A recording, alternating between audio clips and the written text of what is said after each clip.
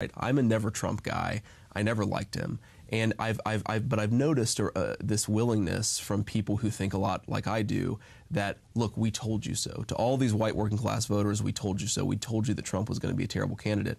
We told you that you were an idiot if you voted for him. The problem is, if you take that attitude of sort of gloating over Trump's defeat, then you're playing into the very thing that gave rise to Trump in the first place, which is a feeling that the elites think that they're smarter than you and just think you're a bunch of idiots. Mm-hmm.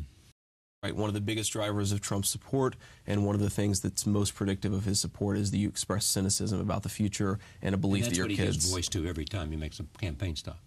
Yeah, absolutely. You think about the way that he talks about... your cynicism is appropriate. Absolutely. Because those people don't care. Absolutely. You think about the slogan, "Make America Great Again." The implication is that America isn't great right now, and if you're very unhappy about your life, that's going to resonate. Do you think this is a large number of people? Do you think this is enough people to elect Donald Trump? No, I don't think it's a large enough people to elect Donald Trump.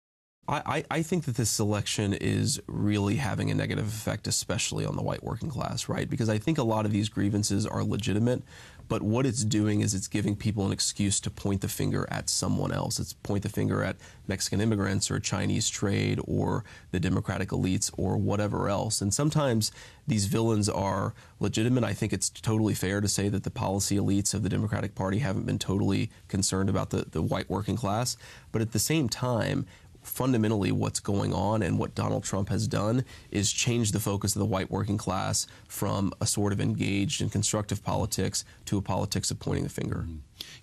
You know, the media sort of asked me to be the spokesman for the white working class voter who's voting for Trump, right? But as somebody who doesn't like Trump myself, I understand where Trump's voters come from, but I also don't like Trump himself, and that's made me realize that maybe I'm not quite part of either world totally.